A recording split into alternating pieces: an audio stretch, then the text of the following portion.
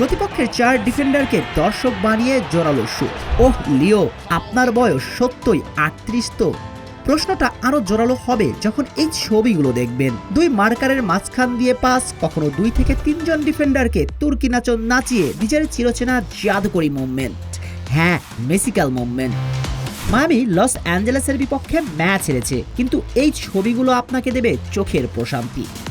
আমেরিকাতে কখনোই ফুটবল জনপ্রিয় খেলা নয়, কিন্তু সেখানেই ফুটবল মাঠে গ্যালারিতে উপস্থিত 80,000 দর্শক। এটাও বিশ্বাস করতে হয়। MLS এর ম্যাচে 70,000 দর্শক একসঙ্গে চিৎকার করছে। হ্যাঁ, বিশ্বাস করতে হবে যখন শুনবেন ওই ফুটবল ম্যাচে লিওনেল মেসি নামের একজন ছিলেন, যাকে ভালোবেসে যান নিজ সমর্থক থেকে প্রতিপক্ষ। প্রতিপক্ষ শব্দটা বলতেই হচ্ছে, কারণ মায়ামির এই ম্যাচটা ছিল লস অ্যাঞ্জেলেসের মাঠ LA মেমোরিয়ালে, আর সেখানে মেসির এক ঝলক দেখার জন্য উপস্থিত ছিলেন 70,000 মানুষ।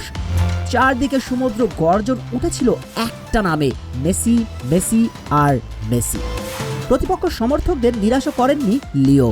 প্রকৃত অর্থে এই রাতে লস অ্যাঞ্জেলেসের বিপক্ষে দলকে জেতানোর জন্য মেসি সবটা করেছেন, নিজেকে নিংড়ে দিয়েছেন। কখনো মধ্যমাঠে এসে খেলা তৈরি করেছেন, কখনো আক্রমণে উঠে প্রতিপক্ষের দুর্গে আতঙ্ক ধরিয়েছেন।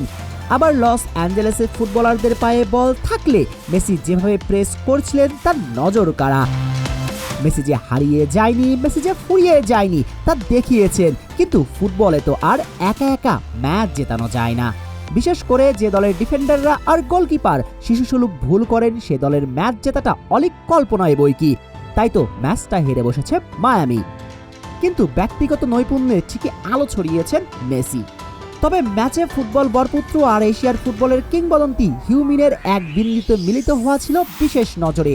বিশেষ নজর ছিল গ্যালারিতে থাকা এক ভক্তের প্লেকার্ডের দিকে, যেখানে লেখা, আমার জন্মদিনে মেসি আপনার জার্সিটা চাই। তাই তো দল ম্যাচ হারলেও দিনটা বেশ উপভোগ করেছেন মেসি নিজেও।